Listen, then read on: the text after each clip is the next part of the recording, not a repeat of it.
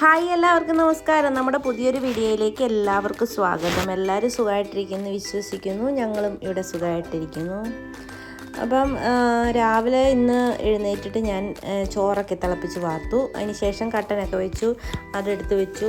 രാവിലെ എപ്പോഴും കട്ടൻ കുടിക്കുന്ന ഒരു ശീലമുണ്ട്. അത് നാട്ടിൽ പോയിട്ട് വരുമ്പോഴത്തേന് കാപ്പിപ്പൊടിയൊക്കെ വാങ്ങിക്കൊണ്ട് വരും. അത് ഇവിടെ സ്റ്റോർ ചെയ്ത് വെച്ചിട്ട് ഡെയിലി രാവിലെ ഒരു ഗ്ലാസ് കട്ടൻ കുടിക്കും. അത് നാട്ടിൽ വെച്ചുള്ള ശീലമാണ്. ഇപ്പോൾ ഇവിടെ എല്ലാവർക്കും അത് വേണം. പിന്നെ ഞാൻ കഞ്ഞി തിളപ്പിച്ച് വാർത്തതിന് ശേഷം ഇന്ന് അവിയൽ വെക്കാമെന്നാണ് വിചാരിച്ചിരിക്കുന്നത്. ഇപ്പം കുക്കറിനകത്ത് വെക്കാമെന്ന് വിചാരിച്ച് രാവിലെ ആയതുകൊണ്ട് നമുക്ക് കുക്കറിനകത്താകുമ്പം പെട്ടെന്ന് റെഡിയാക്കി എടുക്കാമല്ലോ. എന്നിട്ട് ഞാൻ ആദ്യം ചേന അരിഞ്ഞ് കുക്കറിനകത്ത് വെച്ചിരിക്കുന്നതാണ്.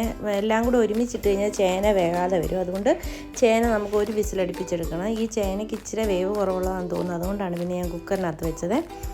അതിന് ശേഷം കഷ്ണങ്ങളെല്ലാം ബാക്കി അരിഞ്ഞ് വെച്ചിട്ടുണ്ട്. ഇനി നമുക്ക് കുറച്ച് കൊച്ചുള്ളി പൊളിച്ചെടുക്കണം. അവിയലിന് കൊച്ചുള്ളി ചതച്ചതും കറിവേപ്പിലയും പച്ചവെളിച്ചെണ്ണയും കൂടെ ഒഴിച്ച് കഴിഞ്ഞാൽ അടിപൊളി ടേസ്റ്റാണ്. കൊച്ചുള്ളി തീർച്ചയായിട്ടും അവിയലിന് അകത്തിടണം, എന്നാലേ അതിൻ്റെ യഥാർത്ഥ ടേസ്റ്റ് കിട്ടത്തുള്ളേ. പിന്നെ കുറച്ച് പച്ചമുളക് എടുത്തിട്ടുണ്ട്. നേരത്തെയൊക്കെ ഞാൻ പച്ചമുളക് ഇതിനകത്ത് കീറിയിടത്തേ ഉള്ളായിരുന്നു കഷ്ണത്തിനകത്ത്. ഇപ്പം ഞാൻ തേങ്ങയുടെ കൂടെ ചതച്ചെടുക്കും. കാരണം കീറിയിട്ട് കഴിഞ്ഞാൽ അത്രയ്ക്ക് അങ്ങോട്ട് എരിവ് കിട്ടത്തില്ല. പിന്നെ ഞാൻ ഈ കഷ്ണത്തിൻ്റെ കൂടെ 1/2 ടീസ്പൂൺ മഞ്ഞൾപ്പൊടിയും 1/2 ടീസ്പൂണോളം മുളക് പൊടിയും കൂടെ ചേർത്ത് കൊടുക്കും. അത് ഞങ്ങളുടെ ഭാഗത്തോട്ടൊക്കെ ചേർക്കുന്നതാണ്. പിന്നെ പച്ചമുളക് തേങ്ങയുടെ കൂടെ ചതച്ച് ചേർക്കുമ്പോൾ ആവശ്യത്തിനുള്ള എരിവും കിട്ടും. പിന്നെ പുളിക്കായിട്ട് നമ്മൾ ഇതിലേക്ക് എടുത്തിരിക്കുന്നത് വാളംപുളിയാണ്, അല്ലെങ്കിൽ മാങ്ങയാണ് ഞങ്ങളുടെ ഭാഗത്തോട്ടൊക്കെ ഇടുന്നത്. തൈര് അങ്ങനെ ചേർക്കാറേ ഇല്ല. അവിടെയൊക്കെ വാളംപുളിയോ അല്ലെങ്കിൽ മാങ്ങയാണ് ചേർക്കുന്നത്. തൈര് ചേർത്ത് കഴിഞ്ഞാൽ ചിലപ്പോൾ അഴുക്ക് തൈരൊക്കെ ആണെങ്കിൽ നമ്മുടെ അവിയൽ തന്നെ മൊത്തത്തിൽ കേടായി പോകും. അതുകൊണ്ട് എനിക്ക് തൈര് ചേർക്കുന്ന അവിയലിനോട് വലിയ താല്പര്യമില്ല. എനിക്ക് ഏറ്റവും ഇഷ്ടം വാളംപുളി പിഴിഞ്ഞ അവിയലിനോടാണ്. മാങ്ങ ഇടുന്നത് അത്രയ്ക്ക് ഇഷ്ടമല്ല.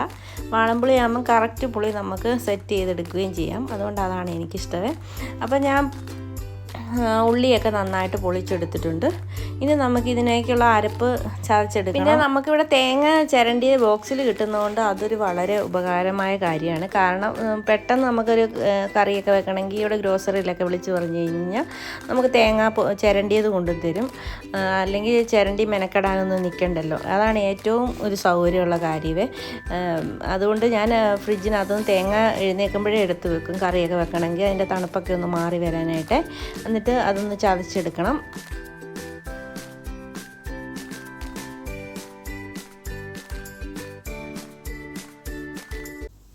ചതച്ചെടുത്തതിന് ശേഷം ഞാൻ മിക്സിയൊക്കെ ഒന്ന് എടുത്ത് വെക്കുവാണേ. അവിടെ ഒരു അലമാര പോലെയുണ്ട്, അതിനകത്താണ് എടുത്ത് വെക്കുന്നത്.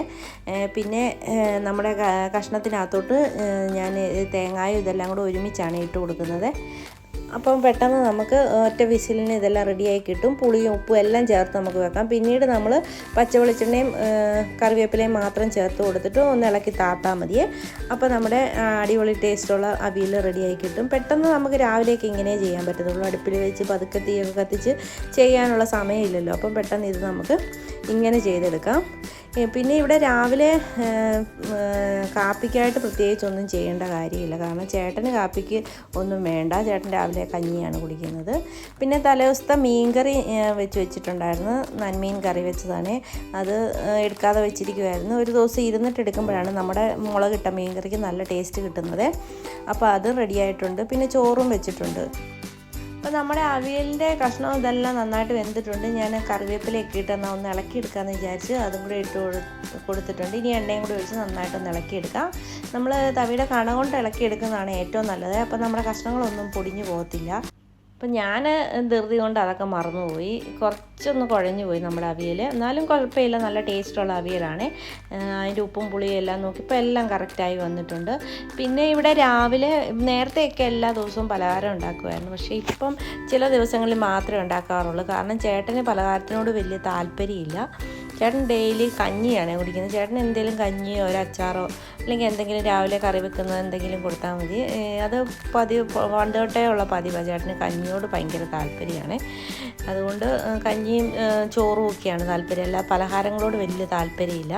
പിന്നെ ഇവിടെ ഉണ്ടാക്കുന്നത് എനിക്കും രാഹുലിനും മാത്രം മതി. രാവിലെ ചായ തിളപ്പിക്കുന്നതുകൊണ്ട് അവന് ചായ നിർബന്ധമാണ്. അതുകൊണ്ട് ഞാനും ആ കൂടെ ചായ വെക്കും. പിന്നെ അതിൻ്റെ കൂടെ തന്നെ നമുക്ക് എന്തെങ്കിലും കടി ഉണ്ടാക്കണമല്ലോ. അതുകൊണ്ട് ഇന്ന് ഞാൻ ഓർത്ത് പണ്ടൊക്കെ സ്കൂൾ വിട്ട് വരുമ്പോൾ അമ്മ ഉണ്ടാക്കി തരുന്ന ഒരു പലഹാരമായിരുന്നു ഇത്. ഗോതമ്പ് പൊടി എടുത്തിട്ട് ലൂസായിട്ട് കോരി ഒഴിക്കുന്ന രീതിയിൽ എടുക്കണം. ഇതിപ്പോൾ ഞാനിങ്ങനെ കോരി ഒഴിക്കുന്നത്, അമ്മയൊക്കെ കല്ലിൽ ഇങ്ങനെ കൈ കൊണ്ട് പരത്തിയൊക്കെയായിരുന്നു ഉണ്ടാക്കി തന്നുകൊണ്ടിരുന്നത്. നല്ല അതൊക്കെ അന്ന് ഈ ആട്ടപ്പൊടിയല്ല, നല്ല പൊടിച്ച ഗോതമ്പിൻ്റെ പൊടി കൊണ്ടാണ് ഉണ്ടാക്കുക. അപ്പോൾ അതൊരു പ്രത്യേക ടേസ്റ്റാണ് അപ്പോൾ ഉണ്ടാക്കുമ്പോഴത്തേന്. അതുകൊണ്ട് അടയുണ്ടാക്കും. പിന്നെ പഴമൊക്കെ അരിഞ്ഞിട്ട് അങ്ങനെ അടയുണ്ടാക്കി തരുമായിരുന്നു. അതൊക്കെ ഭയങ്കര ടേസ്റ്റായിരുന്നു അന്ന് കഴിക്കാനായിട്ട്. ഇപ്പം എന്നാ ഉണ്ടാക്കിയാലും നമുക്ക് വലിയ ടേസ്റ്റൊന്നും തോന്നാറില്ല. എത്ര നല്ലതായിട്ടുണ്ടാക്കിയെന്ന് പറഞ്ഞാലും വലിയ ടേസ്റ്റൊന്നുമില്ല. പിന്നെ ഞാനിതെല്ലാം ഒന്ന് കലക്കിയെടുത്ത് എനിക്ക് രാഹുലിന് മാത്രം മതി. അവനും ഒരെണ്ണേ കഴിക്കത്തുള്ളൂ, ഞാനും ഒരെണ്ണേ കഴിക്കത്തുള്ളൂ. പിന്നെ അതിലേക്കുള്ള തേങ്ങയൊക്കെ ചിരണ്ടിയതുണ്ടായിരുന്നു, അതെല്ലാം എടുത്ത് വെച്ചിട്ടുണ്ട്. ഇനി ഇതിലേക്ക് പഞ്ചസാരയാണ് ഇട്ട് കൊടുക്കുന്നത്. പഞ്ചസാരയാണ് ഞങ്ങൾക്ക് 2 പേർക്കും താല്പര്യം. ശർക്കര ഇതിനകത്തിട്ട് വെക്കുന്നതിനോട് വലിയ താല്പര്യമില്ല. അതുകൊണ്ട് മധുരത്തിന് ആവശ്യമായ പഞ്ചസാര ഇട്ട് കൊടുത്തിട്ട് കുറച്ച് ഏലക്കായും കൂടെ പൊടിച്ച് ചേർത്ത് കൊടുക്കാം. അപ്പം പ്രത്യേക ഒരു ടേസ്റ്റ് കിട്ടുവേ. ഏലക്കായുടെ ആ ടേസ്റ്റും കൂടെ വരുമ്പോൾ നല്ല ഒരു മണവും രുചിയൊക്കെ നമ്മുടെ അടയ്ക്കുണ്ടാവും. അപ്പോൾ ഞാൻ കൈ ഉപയോഗിച്ച് നന്നായിട്ട് ഇളക്കി കൊടുത്തിട്ടുണ്ട്. ഇനി നമുക്ക് ദോശക്കല്ലിലെ മാവ് കോരി ഒഴിച്ചിട്ട് നമുക്കൊന്ന് ഉണ്ടാക്കിയെടുക്കാം. അപ്പം മാവ് ഒഴിച്ചിട്ട് അതിൻ്റെ പുറത്ത് കുറച്ച് വെളിച്ചെണ്ണ ഞാൻ തൂക്കി കൊടുക്കുന്നുണ്ട്. കാരണം നമ്മൾ നോൺ സ്റ്റിക്ക് പാനായതുകൊണ്ട് അതിനകത്ത് എണ്ണ തേക്കുന്നില്ലല്ലോ. അവിടെ മുകളിൽ ഞാൻ കുറച്ച് ഇത് ചേർത്ത് കൊടുത്തിട്ടുണ്ട്. ഒന്ന് അകവും പുറവും ഒന്ന് മറിച്ചിട്ടിട്ട് നമ്മൾ 2 വശവും ചെറുതായിട്ടൊന്ന് വെന്ത് വരുന്ന സമയത്ത് നമുക്കിതിലേക്ക് തേങ്ങയുടെ കൂട്ട് വെച്ച് കൊടുത്തിട്ട് ഒന്ന് മറിച്ചെടുക്കാം. അങ്ങനെ അട പോലെ മറിച്ചെടുത്ത് 2 വശവും ഒന്ന് മൊരിയിച്ചെടുക്കണേ. ചെറുതായിട്ടൊന്ന് മൊരിഞ്ഞ് വരണം, എന്നാലേ അതിൻ്റെ യഥാർത്ഥ ടേസ്റ്റ് കിട്ടത്തുള്ളൂ. തളതളാന്ന് കിടക്കാതെ ഇച്ചിരി പുറമൊന്ന് ക്രിസ്പി ആയിട്ട് കിട്ടിയാലേ നല്ല അടിപൊളിയായിരിക്കും. പിന്നെ ഇത് ചൂടോടെ തന്നെ കഴിക്കണം, തണുത്തിട്ട് കഴിക്കരുത്. ചൂടോടെ കഴിക്കുമ്പോഴാണ് നമുക്ക് നല്ലൊരു ടേസ്റ്റ് കിട്ടുന്നത്. അപ്പോൾ എനിക്കും അവനുമുള്ള അടയൊക്കെ ഞാൻ ഉണ്ടാക്കി വെച്ചു. അതിന് ശേഷം അവർക്ക് കൊണ്ടുപോകാനുള്ള ചോറൊക്കെ എടുത്തു, ഫുഡ് കഴിച്ച് അവർ പോയി. ഇനി പാത്രം എല്ലാം കൂടെ കഴുകി വെച്ച് കഴിഞ്ഞാൽ ഇന്നത്തെ രാവിലത്തെ പണികളൊക്കെ തീർന്നു. പിന്നെ ഉച്ച കഴിഞ്ഞിട്ടുള്ള ജോലിയാണ്, അത് ഉച്ച കഴിഞ്ഞ് ചെയ്താൽ മതി. ഇത്രയൊക്കെയാണ് എൻ്റെ രാവിലത്തെ കുറച്ച് കുഞ്ഞു കുഞ്ഞു ജോലികളും വിശേഷങ്ങളും. വീഡിയോ ഇഷ്ടപ്പെട്ടാൽ ലൈക്ക് ചെയ്യാനും ഷെയർ ചെയ്യാനും സബ്സ്ക്രൈബ് ചെയ്യാനും കമൻറ്റ് ചെയ്യാനും മറക്കരുത്. അതുപോലെ തന്നെ സബ്സ്ക്രൈബ് ചെയ്യാതെ ആരെങ്കിലും കാണുന്നുണ്ടെങ്കിൽ പ്ലീസ് ഒന്ന് സബ്സ്ക്രൈബ് ചെയ്യണം കേട്ടോ. ഇതുപോലുള്ള ചെറിയ ചെറിയ കുക്കിംഗ് വീഡിയോസും ചെറിയ വ്ളോഗ്സും ഒക്കെ ആയിട്ട് വരുന്നവരെ എല്ലാവർക്കും താങ്ക് യു.